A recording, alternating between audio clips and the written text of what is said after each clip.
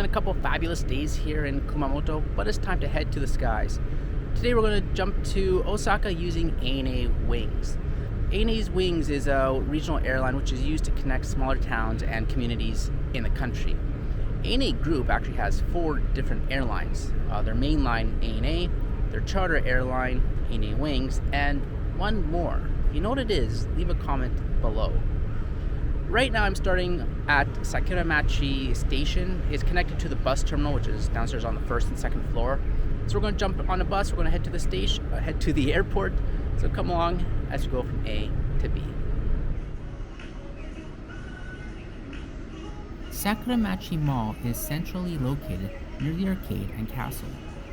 Getting around the city is pretty convenient thanks to the streetcars which have been here since 1921. Traveling outside the city, the bus or train will be your friend. The bus terminal is located on the main level of the mall. The airport is under renovations and the new terminal is scheduled to open in 2023. So what we will experience and see of the airport today is only temporary. The bus bound for the airport leaves from stop 6. This terminal also services buses bound for many destinations around Kyushu and as far away as Osaka and Kyoto. Anyway, tickets for the airport can be easily purchased via the kiosk. The cost of the bus is 730 yen for the 50-minute or so trip to the airport. It was about 4:30 in the afternoon now and the end of October, so the sun was already starting to set as the days were becoming increasingly shorter.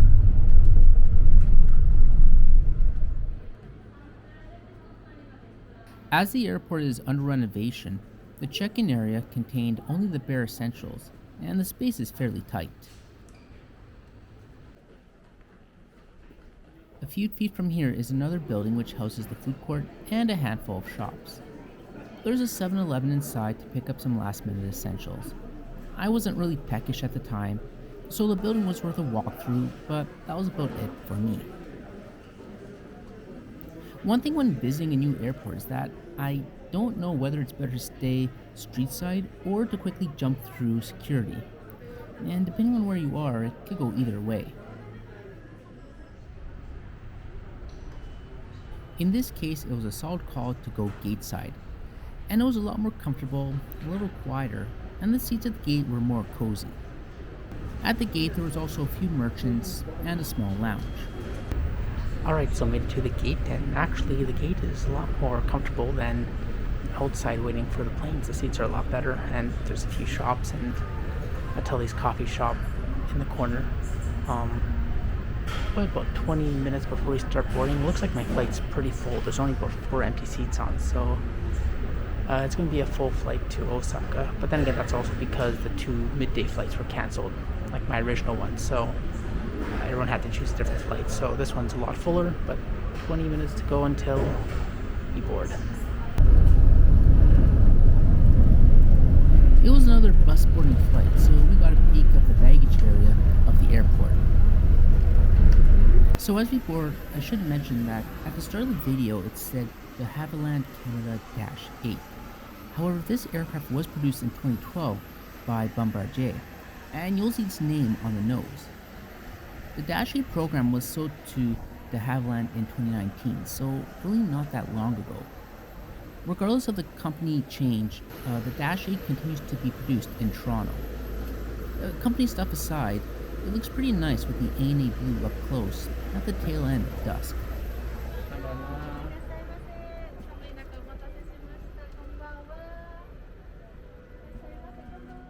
ANA's Q400s has 74 seats in a single class layout with 1 lavatory at the front.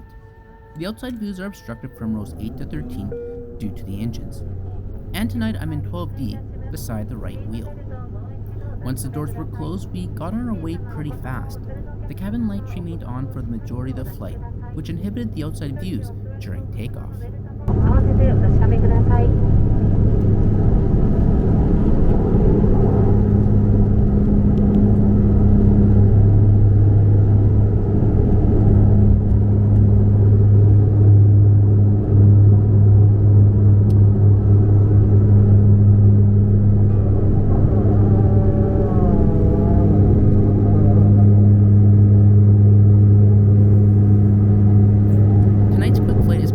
over Kyushu and along the coast of Honshu into Osaka.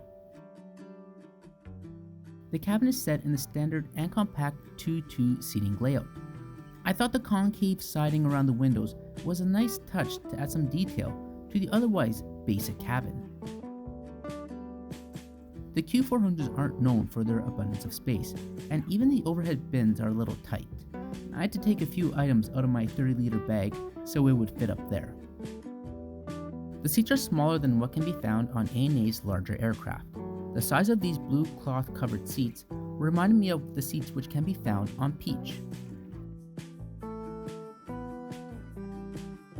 Seatback you have the table and the pocket below, with the safety literature and my Kumamoto tomato curry which didn't quite fit above. The slim seat design gives you a bit of extra room, and as long as you have no large bags below, the leg space is actually reasonable. And above you have the reading light and air control. Again, I think it's worthwhile to bring something warm with you, as they tend to keep the cabin pretty chilly. Soon after takeoff was the drink service. Being a night flight, I went with a tea instead of coffee. It was a little bumpy for this part of the flight, and you can see the tea splashing around. As always, I invite you to jump over to my Twitter page and subscribe for more aviation-related content. During the flight, I wasn't able to connect to the internet, though it said the aircraft was Wi-Fi equipped. However, I was able to access the ANA app and the in-flight entertainment system, which was more than plenty for this flight. Be sure to download their app to access the IFE eSleep before you board. The Q400 is the smallest aircraft for ANA wings. They also fly the 737-800 and are scheduled to be the launch customers for the Mitsubishi SpaceJet, so I'm looking forward to bringing that brand new aircraft in the future.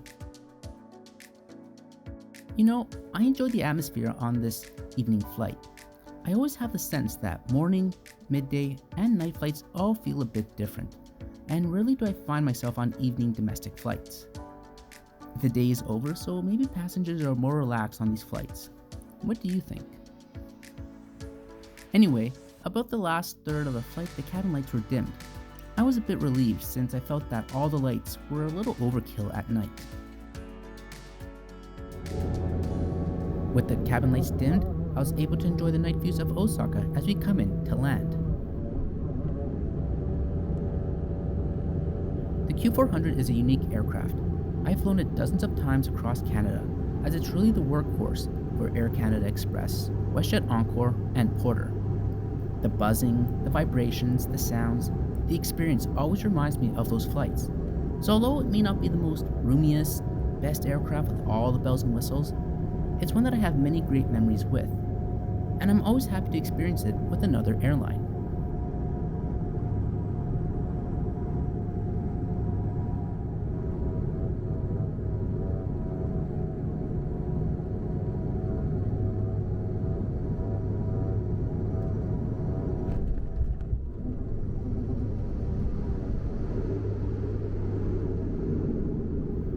This flight cost 11,160 yen, which is 61% of a Shinkansen ticket.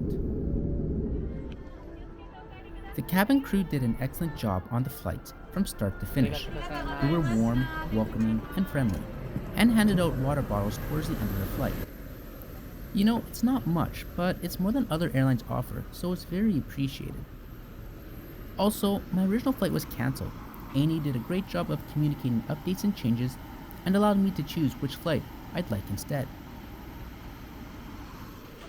And happily, once in the terminal, I was able to grab a few pork buns at the Gogo Ichi, a great way to end the evening. Alright, so we're back in Osaka, and overall it's a pretty good flight. A little bouncy around the drink service, and I couldn't quite connect to the internet with the Wi-Fi, but I was able to connect to the in-flight entertainment system, which was great. And hey, the lineup for the Gogo Ichi wasn't that long when I got to the airport, so I picked up some Nikumans, which I'm going to deal with appropriately once I get to the hostel. So I'm going to continue my traditional walk to the train station. I hope you like looking at ANA Wings, the smaller regional airline. Again, thanks for watching, and I'll see you around next time.